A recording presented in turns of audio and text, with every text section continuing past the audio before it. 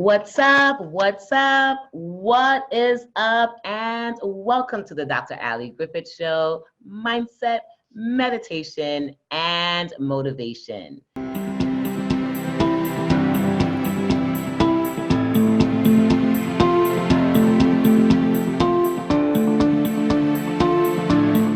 Like I've been telling you, I am so excited because we have such an array of guests that has been joining our show. So every time you tune in, just get ready to learn something exciting and new, and it'd be someone who you pretty much wouldn't have predicted that you'd be listening to. However, trust me that if I brought them on the show, that means there's someone that you need to hear something from and that it will impact your life if you just try or do one of the things, one, two, three of the things that they mentioned in our conversation today. So I want to introduce you to Mr. Neal Phalora, and he is, get ready, he is a speaker and mindset coach. He helps achievers become masters. Are you ready to become a master of your mind so that they can achieve more in their lives without giving up anything? They can make it happen. Neal has reinvented himself multiple times. He has been to medical school. He has done corporate work. He was, to now becoming an entrepreneur. I didn't say was, because now he's a full-fledged entrepreneur. His biggest journey was a chronic illness that left him sleeping 3 to 5 hours a day. Wow. Which led to discover the powerful capacity of the brain over the last 6 years. He has combined over 10 years of life coaching with brain science to crush, when I say crush, limiting beliefs and limiting behaviors. He has trademarked the word TheBrainWarrior method, which I cannot wait to hear all about. And most importantly, which I always love to share, he's a devoted husband and father to 4-year-old twins, and he still has a smile on his face. And looks like he is getting better. So I cannot wait to hear more about, so I'm going to go straight into it. Tell me about the Brain Warrior method. I want to become a brain warrior. How do we out there that's listening, what do we need to know to become brain warriors? Oh, thank you. Thank you, Dr. Ali, for having me on here. Love the question. So Brain Warrior to me is really about being bigger and thinking and feeling bigger than you are. Understanding that our potential can't and shouldn't be limited by our thinking, our feeling, or our past versions of ourselves, right? And so the warrior in me says, okay, this is what I see is possible for me. This is what my experience, my brain, my biology chemistry says is possible for me. And it's not what I see available in my life. It's much greater than what's inside my brain, what's inside the thought process, what's inside the levels of the mind and the body. So Brain Warrior Method is a collection of tools to help you jettison you forward and to let go of the old ways of thinking wherever they're stuck in your brain, in your body, in your mind. OMG. So I'm ready to think big. I'm ready to be big. I'm ready to do big. When you're listening to this, it should either be approaching 2020 or you should be actually in 2020. So whenever you're listening to this, just trust me, it's the right exact time you're supposed to hear it. And if you are stepping into the new you, if you're becoming that person that you've always wanted to become, if you're creating your resolutions for the new year or creating this new thing or journey that you want to have, what other better way than to be bigger or think bigger or go after something that's more than where you are today. Now, you obviously always was not thinking big, right? So what was that major obstacle that you had to overcome to lead you towards this theory? So what I would say in brevity is that my upbringing wasn't very non-traditional. My dad came from the base of the Himalayas, literally from a dirt floor farm. Wow. And he got 2 doctoral degrees and came here all by himself, which he likens to me telling him my plans to go to Mars, right? And so there was always this maverick-like thinking. There was always this ability we repaired everything ourselves. We figured out everything ourselves. And so while that was a seed and that was the sort of genesis of this lifelong pursuit where I found myself at the receiving end of lots of people who needed counsel or wanted to open up their minds, even through high school, through all my corporate stuff, the precipitating event is that I came to a place where I always seemed to first have the vision for the answer and reverse engineer it. That's not how I've always done it.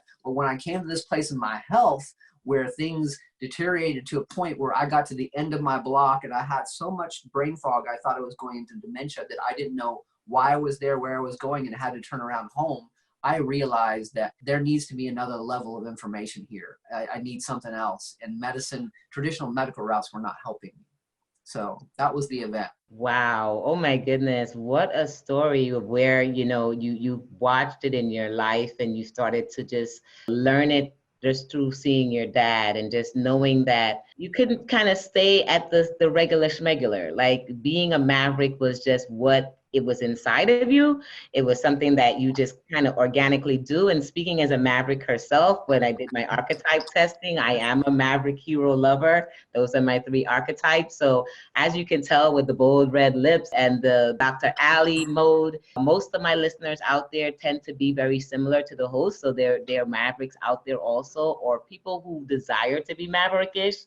However, society has kind of placed them in the box. So they kind of listen to me so I can go, get out there and do it. But I love the whole concept of taking a really big concept. And this is pretty much how I've done all my life. I visualize where I want to go, I see it, and then I just reverse engineer it back.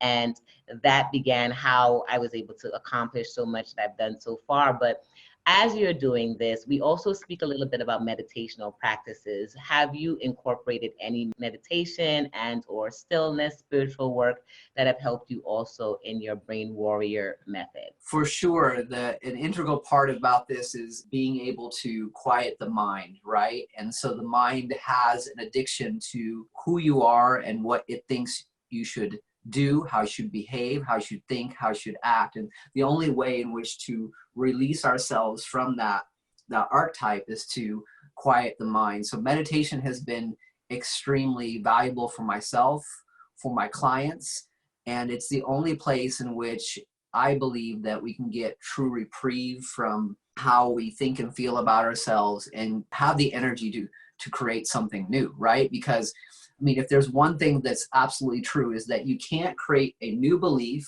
or a new way of feeling or thinking if you're stuck in a certain emotional state, right? And that's where most of us find that our sticking point is. We're stuck in a certain emotional state and we can't create something new. So how do we shift out of that emotional state with based on what you've used or seen or helped your clients with? How could we shift out so we can start getting into the new state?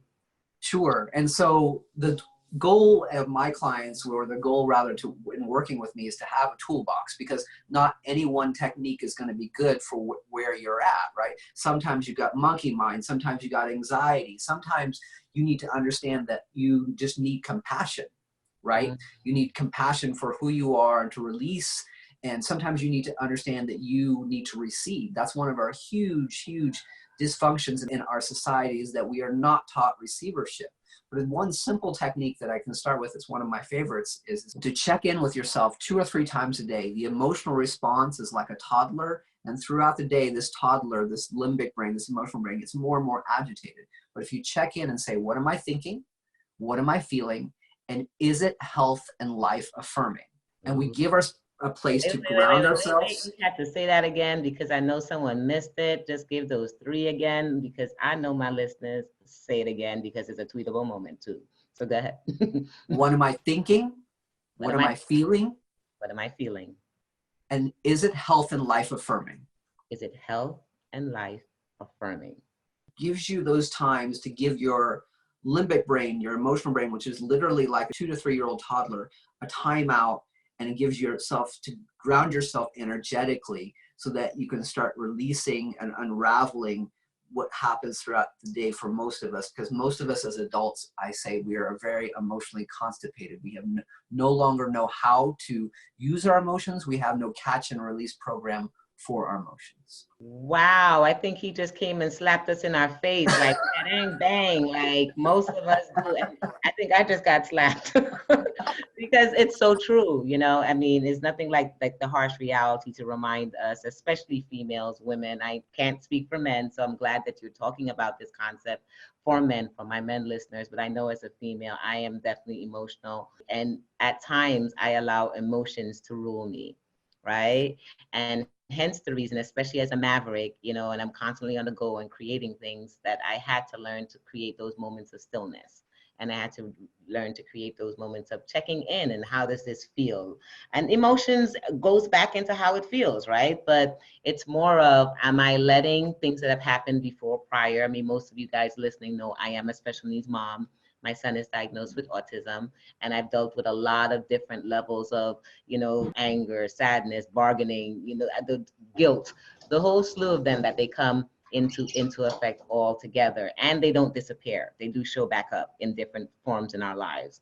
So it's always great to do those self checks with ourselves, and I love that you're sharing that with our audience, reminding them to self check with yourself, and just ask yourself these questions so that you can see exactly what are you making your next decision on. Dr. Ali, just to interrupt for a moment, I'm sorry, but I have a passion for the female side of all of us. You know, I believe we have both feminine and you just struck on something that was just so at the heart of the issue. You said it so beautifully and better than I, but I recently spoke to a women's group. They're all women, right? I've been in masterminds where I was the only guy, and I'm comfortable with that, right? I don't have a problem with that. But the challenge for women is in this emotional constipation department is that women are so much more adept at feeling and expressing their emotions. But the challenge for them societally is that not only then are they tribally brought into this idea that we as adults shouldn't have emotions or be emotional, but then they have the guilt and the shame, thanks to our friend Brene Brown, you know, and all her writings,